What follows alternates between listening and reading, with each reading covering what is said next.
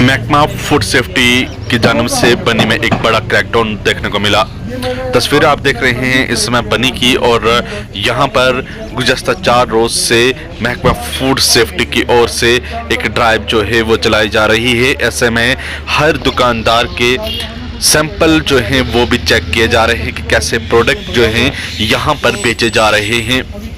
तस्वीरें आप देख रहे हैं इस समय वेजिटेबल एक दुकान पर, यहाँ पर फूड सेफ्टी ऑफिसर जो है यहाँ पर सैंपल को चेक किया जा रहा है, और साथ में जो खराब सामान है उसको बेचने के लिए दुकानदार को मना किया जा रहा है।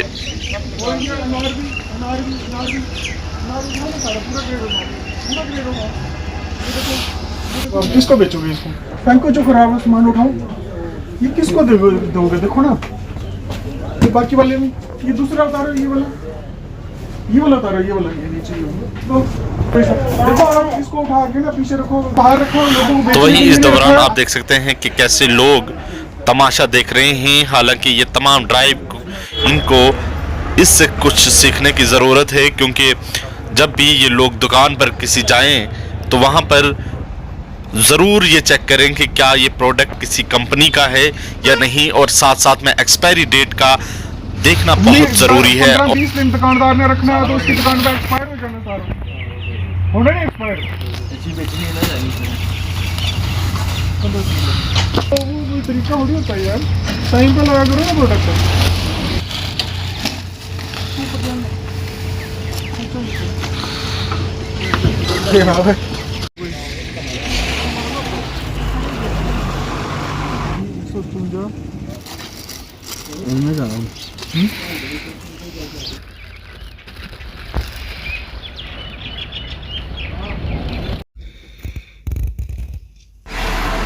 आपको बताते चले कि इस ड्राइव में जो है अभी तक 2 दर्जन से ज़्यादा जो है वो चालान किए गए हैं। तो वहीं कुछ सैंपल भी लिए जा रहे हैं, और सीधी तस्वीरें इस समय बनी अपडेट के माध्यम से आप देख सकते हैं कि कैसे यहाँ पर एक बड़ा महकमा फूड सेफ्टी की ओर से बनी में एक क्रैकडाउन जो है वो देखने को मिल पा रहा है।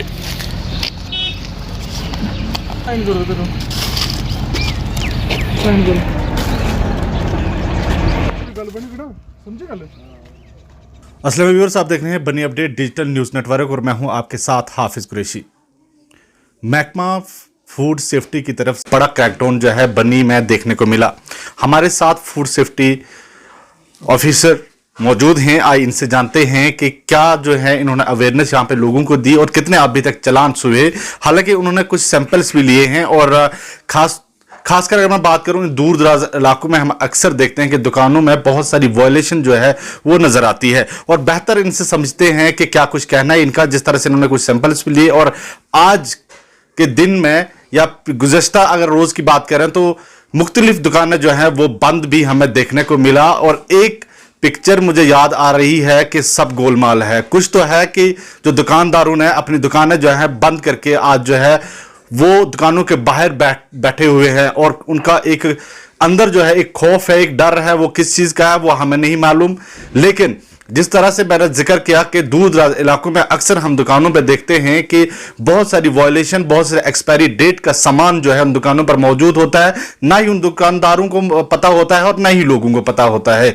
और ऐसे में मुनासिब है कि हम क्यों ना बात करें कि जो दुकानदार हैं वो किस तरह का सामान यहाँ पर बेचे हैं, और क्या नेम क्या कहते हैं, उन पे भी बात करते हैं। सबसे पहले सर स्वागत है आपका बनी अपडेट पर। Thank you. हाँ, ऐसा है कि कुछ दिनों से ना, कुछ टाइम से डिस्ट्रिक्ट एडमिनिस्ट्रेशन और तहसील एडमिनिस्ट्रेशन के पास कंप्लेंट्स आ रही थी कि बहुत सारे दुकानदार जो हैं वो एक्सपायर्ड फूड्स पब्लिक को बेच रहे हैं।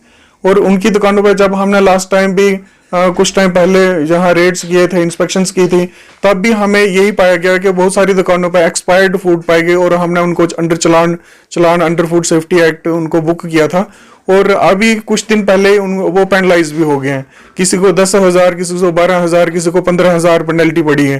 तो अब ये लोग अलर्ट हो गए हैं कि जैसे ही फूड सेफ्टी वाले यहाँ, फूड सेफ्टी डिपार्टमेंट वाले यहाँ बनी में इंस्पेक्शंस और सैम्पलिंग के लिए आते हैं, तो अब इन्होंने एक ट्रेंड बना लिया कि हम शॉप्स जो है वो क्लोज कर देंगे ताकि हमें चलान ना हो, क्योंकि उनके मन में कुछ ना कुछ तो है जो गलत कर रहे हैं।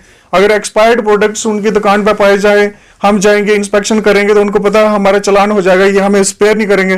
क्योंकि आज के टाइम में तो हर डिपार्टमेंट जो है बड़ा स्ट्रिक्टली काम कर रहे हैं in the interest of the public health. तो इसी अभी हम 3-4 दिन से यहाँ बनी और इसके सराउंडिंग एरिया में अपनी चेकिंग कर रहे हैं। तो लास्ट अभी कुछ दिन पहले हमने ये 1-2 दिन पहले हम ढग्गर रोड, डुगन और भुलारी जगह का नाम है वहाँ एक, वहाँ भी हम गए। तो वहाँ भी कोई दुकानें तो काफी हैं उस एरिया में, लेकिन जैसे हम गए उनको कोई इंफॉर्मेशन मिल गई जिसकी वजह से उन्होंने क्या किया कि 80%, 90% अप टू 90% लोगों ने अपनी शॉप्स क्लोज रखी जब तक कि वहां से हम टर्न होके वापस नहीं आए। तो फिर भी लेकिन जो कुछ हमें 10-15% शॉप्स जो हैं वो खुली पाई गई, जो हमने चेक की, उनको समझाया, हमने गाइड अवेयर किया, उनके एक्सपायर्ड प्रोडक्ट्स के बारे में समझाया, उनको जिनके पास लाइसेंस नहीं थे 1-2 को हमने अंडर चलान भी बुक किया उस ढग्गर एरिया के लोगों को।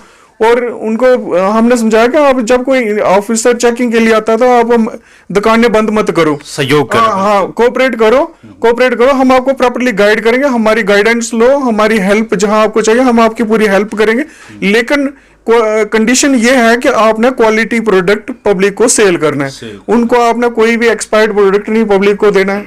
तो उसके बाद हम एक दिन लोअंग रोड पे गए, वहां भी यही हिसाब हुआ। जैसे हम गए 3-4 दुकानें हमने चेक की, बाकी वाले अपने शटर डाउन करके जितने भी थे, तो वो भी प्रॉपरली चेक नहीं हो पाई। लेकिन आपके मीडियम के थ्रू मैं इन लोगों को बताना चाहता हूं कि अगर आप नेक्स्ट टाइम जब भी हमारी इंस्पेक्शन होती है, अगर ऐसे ये बिहेवियर, इस टाइप का बिहेवियर रखोगे, आप शटर अपने डाउन रखोगे, तो हम with the help of police, SHO को साथ में लेके with the help of police हम रेड करेंगे और उनके शटर खुलवाएंगे और फिर चेक करेंगे। क्योंकि जो लोग बंद कर रहे हैं दुकानें वो तो अंडर शक के उसमें पाए जाते हैं, दायरे में आते हैं, शक के दायरे में आते हैं कि इनके पास तो पक्का कुछ ना कुछ ऐसा है जो ये छुपा रहे हैं। तो ऐसा है, यही ड्राइव हमने कंटिन्यू किया, अपनी चेकिंग कंटिन्यू की है।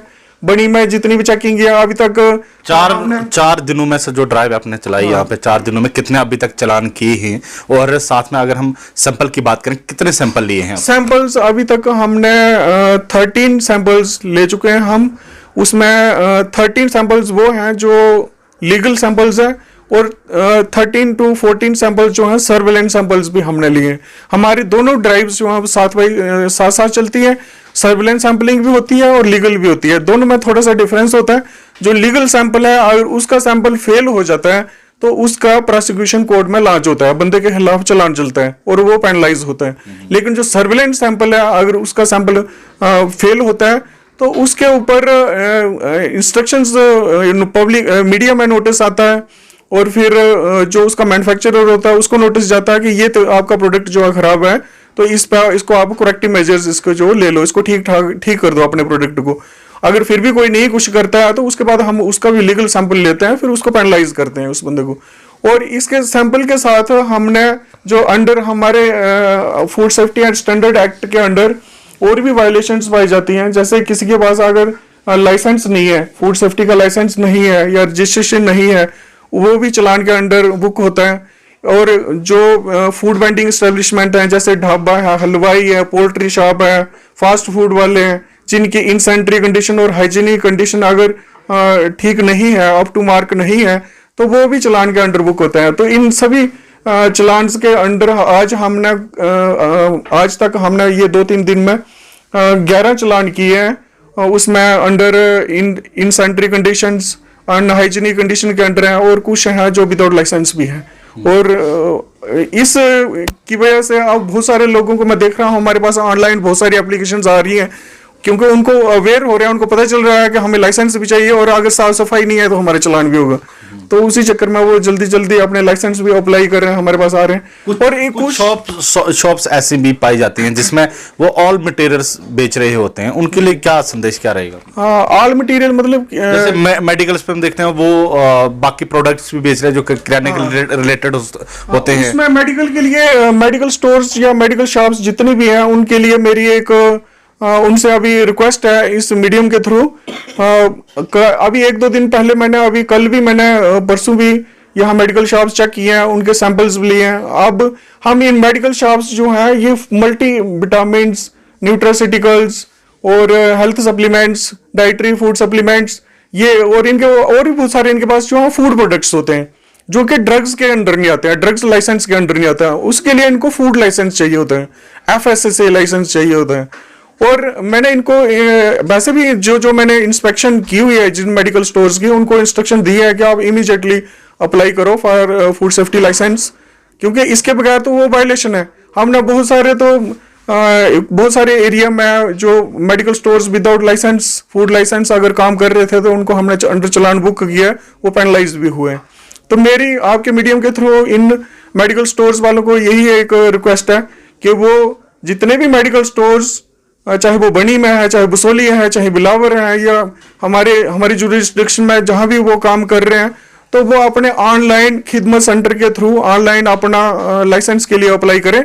और उसकी भी कोई ज्यादा फीस नहीं है, एक 100 रुपीज पर ईयर फीस है रजिस्ट्रेशन के लिए उनका अप्लाई करना है। कुछ ड्राइव के समय ऐसे मामले भी आए कि एक्स्ट्रा फी उनसे चार्ज की जा रही है, वो सारा मामले उसी क्या ये मेरे नोटिस में भी आज भी एक ये बात आई है कि जो खिदमत सेंटर वाले हैं, जो CSC सेंटर वाले हैं, जबकि गवर्नमेंट ने इनकी एक फॉर्म भरने की फीस 30 to 50 रुपीज फिक्स की है, लेकिन ये आज 30 से 50 रुपए, हाँ 30 से 50 रुपए फिक्स की है, लेकिन उसमें उनके ऑनलाइन फॉर्म भरने की फीस है और उसका प्रिंट आउट देने की फीस भी है, उसको प्रिंट करके कॉपी भी देनी है उस दुकानदार को। लेकिन हमारे नोटिस में ऐसी बातें आ रही हैं कि जैसे 5 इयर्स के लिए कोई FSSAI रजिस्ट्रेशन अप्लाई करता है तो उसकी जो गवर्नमेंट फीस है वो 500 रुपीज है, लेकिन जो ये CSC सेंटर और खिदमत सेंटर वाले हैं ये 1100 फीस चार्ज कर रहे हैं 5 इयर्स रजिस्ट्रेशन अप्लाई करने के लिए, जो कि टोटली गलत है। और मैं ऐसे शॉपकीपर से रिक्वेस्ट करता हूं कि आप इनकी कंप्लेन डिस्ट्रिक्ट एडमिनिस्ट्रेशन या जो तहसील एडमिनिस्ट्रेशन है उनके नोटिस में लाओ, ताकि वो इनके ऊपर एक्शन लें। सर और भी कुछ दुकानें हैं, शॉप्स हैं, जैसे कि करियाने की शॉप्स है और उन्होंने वेजिटेबल्स भी सेल कर रहे होते हैं, उनके लिए क्या संदेश रहेगा?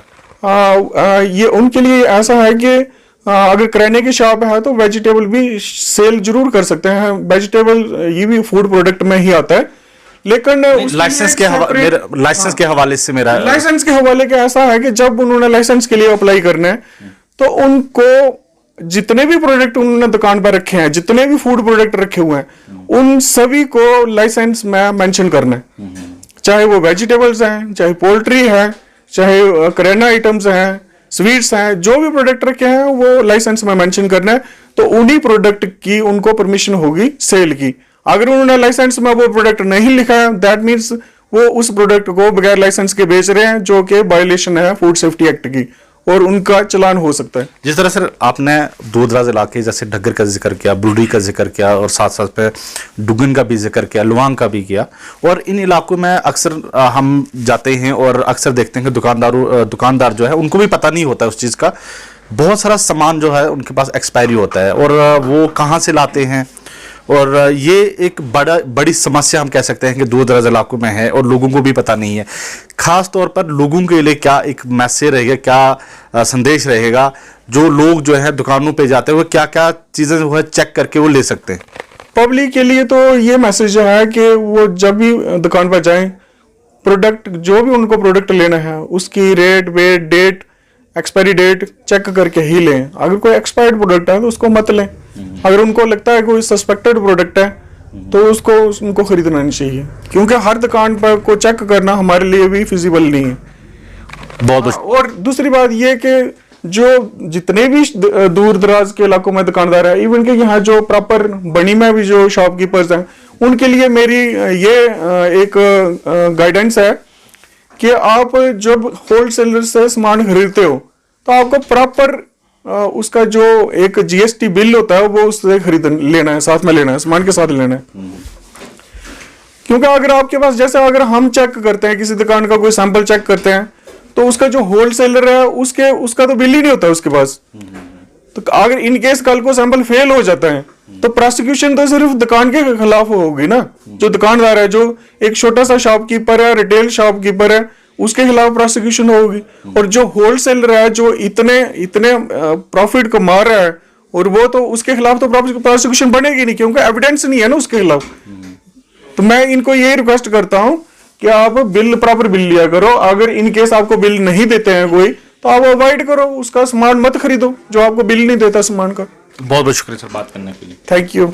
और आपने सुना जिस तरह से अक्सर जो है गाँव में ये समस्या रहती है कि बहुत सारा सामान जो है एक्सपायरी डेट का होता है, और हमारा इस वीडियो करने का मकसद भी यही है कि कम से कम लोग अवेयर हों और ग्रामीण जो दूर दराज इलाकों के जो दुकानदार हैं, छोटे शॉपकीपर्स हैं, वो अवेयर हों, अच्छा क्वालिटी का सामान बेचें और लोगों का अच्छा क्वालिटी जो है आप फ्रेम करें, और साथ साथ में लाइसेंस ज़रूर अपना बनवाएं। और जिस तरह से इन्होंने बताया कि काफ़ी सारे हमने यहाँ पे चालान भी किए और सैंपल भी लिए, और आप उसकी जद में ना आए, उसके लिए आप पहले से प्रिपेयर रहें। सड़कें आंगन बनाना चाहते हैं मजबूत और शानदार, तो फिर जरा भी ना करें इंतजार, क्योंकि प्रो बिल्डर्स लाए हैं आपके बन्नी में आपके लिए अंबुजा सीमेंट से बने मजबूत होलो ब्लॉक्स, टाइल्स और फेंसिंग फ्लोर।